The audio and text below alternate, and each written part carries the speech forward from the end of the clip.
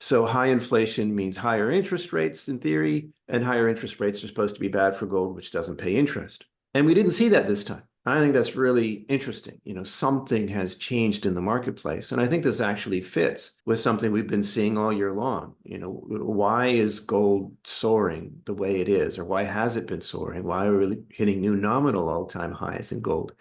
At the same time, the Fed is backing off its rate cuts. We went from 6 rate cuts this year, supposedly, to now maybe no rate cuts at all, or maybe one by December, right? That should be bearish for gold. There's a new buyer on the scene here. It's not just the central banks. We're at an interesting time. Something is different, and how that plays out in the very near term is anybody's guess. But longer term, gold is an inflation hedge. During the mid-North American session on Thursday, the price of gold hovers around the $2,300 mark, buoyed by optimistic market sentiment, declining US Treasury yields, and a softer US dollar. Investors continue to digest Federal Reserve Chairman Jerome Powell's remarks from Wednesday, alongside the central bank's decision to maintain unchanged interest rates. Moreover, recent data indicating a slight narrowing of the US trade deficit and a persistently tight labor market add to the market dynamics.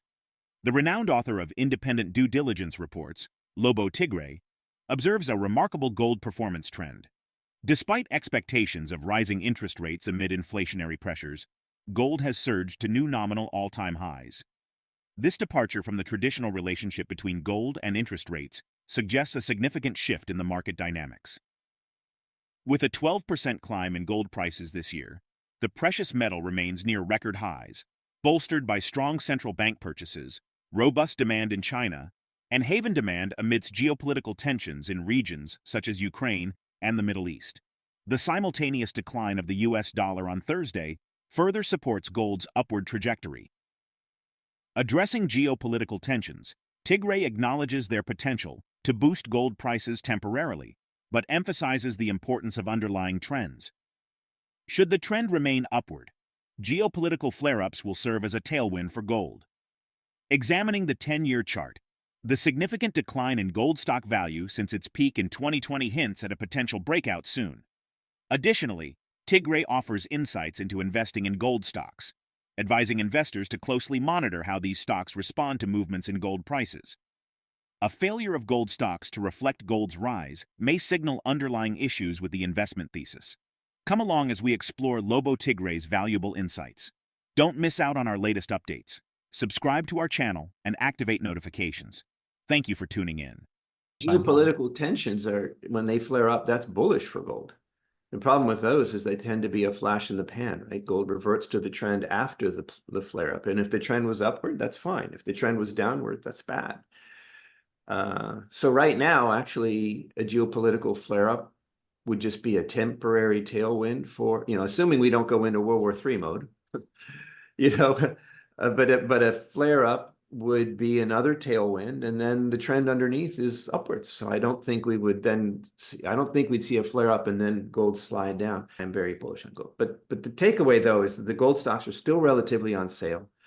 And here's the actionable item. Here's the what to do with this information bit for the audience, is that if you have a gold stock and it has done squat in this breakout, that's the market telling you something. There's something wrong with that story. Now, maybe you alone have identified this super misunderstood gem of a crappy little mining stock, right?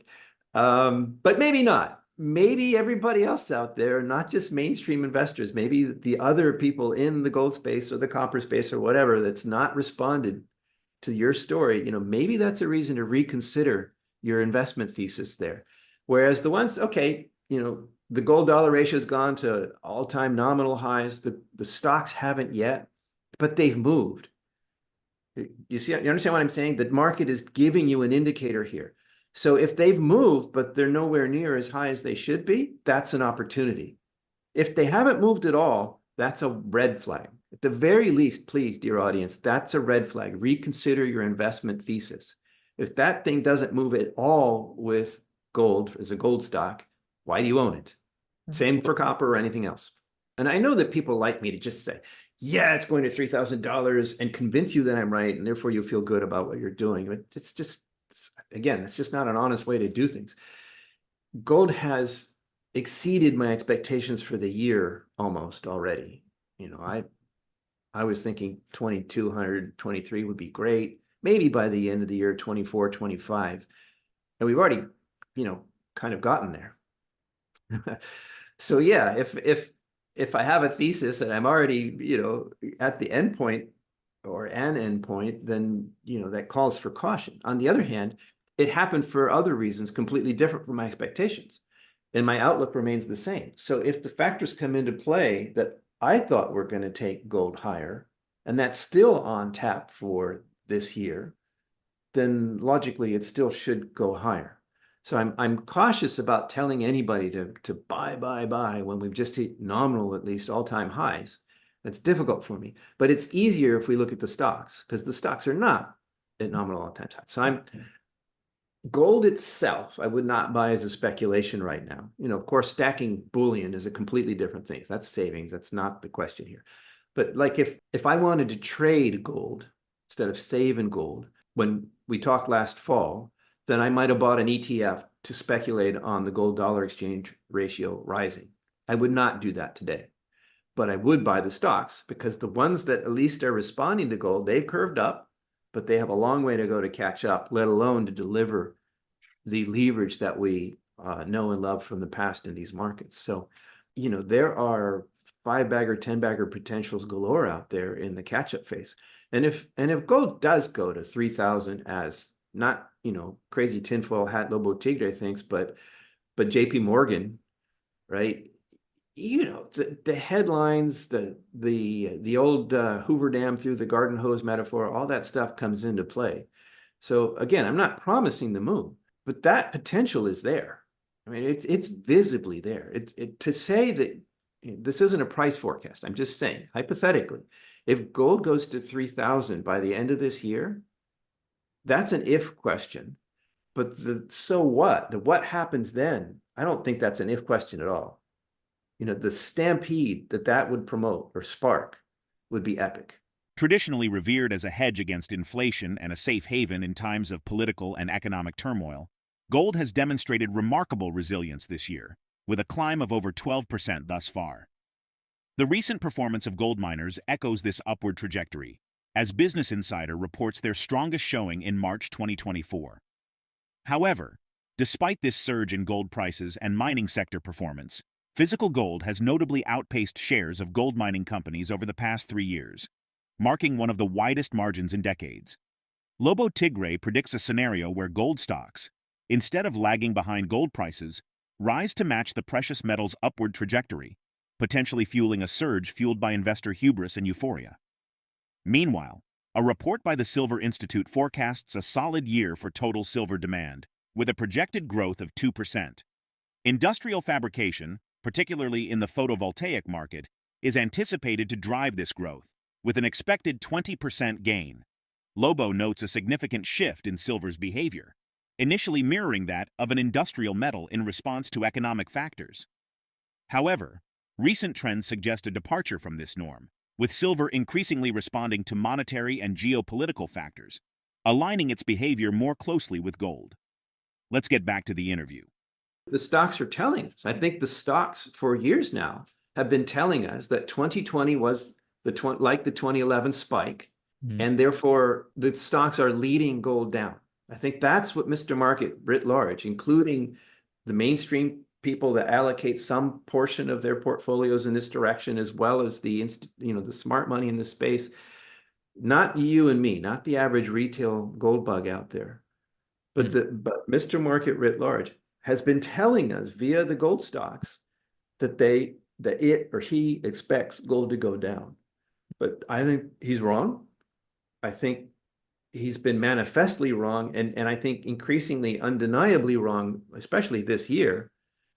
And my prediction, if you will, or the so what, the consequence of that is that alligator chart between gold and gold stocks snaps shut, but not with gold coming down to the stocks, but with the stocks coming up to match gold, and then the hubris and euphoria takes them higher. That is my expectation. We'll see whether I'm right or wrong. I think that without throwing anybody in particular under the bus, these bold statements that sound logically backed, and yes, it's cheerleading. And I think it's dangerous to the average investor. I think, it makes more clicks. Those videos with those exciting headlines, right? $10,000 gold, whatever, they get more clicks. But that very thing makes them more destructive, because people will make emotional decisions based on, if not when guidance, at the very best, if not when guidance, right? And then I think this is one reason why silver is so hated right now, or at least until recently. The move lately has healed many wounds. But until a month or two ago, people hated silver so much. I think this is exactly why, because silver bulls got so uber bullish, right? Silver's more valuable than gold. Silver's more, blah, blah, blah, and then it did nothing, right? Or it went down and disappointed. Silver never got up off the floor after 2020 the way gold did. And a lot of people got burned by these bold predictions and pounding the table and all that stuff. So that's why I do this. It's not just that I'm a chicken shit and I don't want to say what I think. I'm giving you my expectation. It's because I don't want to stampede anybody into making, a rash decision that can lose them money. Even Darth Silver has to look at the data, right? And I find it very encouraging that, for the last year or two, we've been seeing silver act more like an industrial metal. We've seen it respond to things that would move copper and oil up on days that, gold dropped. Overall, the overall correlation between silver and gold remains very high, even if the gold-silver ratio has widened. But on a moment-to-moment basis, you can see silver respond to industrial inputs. And so that's part of the Darth Silver thesis. But ever since last October, when the new flare-up happened in the Middle East, that has changed dramatically. We've seen silver responding much more to monetary metals, financial headlines, geopolitical headlines, that sort of thing, with gold. So that's good. That means that even if, Darth is ultimately right 10, 20 years from now, right now, silver is still acting like a monetary metal. So I have actually changed my marching orders on this. I am actually actively looking for silver stocks now as much as I am gold stocks. Whereas before I was kind of like, well, let's see how the recession impacts silver. Now I'm not waiting for the recession on silver. I'm willing to buy a silver stock. My problem with silver stocks is not silver or the macro. My problem is political risk. There's just so few great silver deposits that are not in kleptocratic countries taking a turn for the worst. Regarding the trends in gold and silver markets and the behavior of gold stocks, what key considerations would you emphasize for investors seeking to strategically position themselves in these precious metal markets amidst evolving economic conditions and geopolitical uncertainties? Share your perspective in the comments below. If the video resonates with you, join our community by subscribing to our channel and enabling notifications with the bell icon. Thank you for being a part of our community.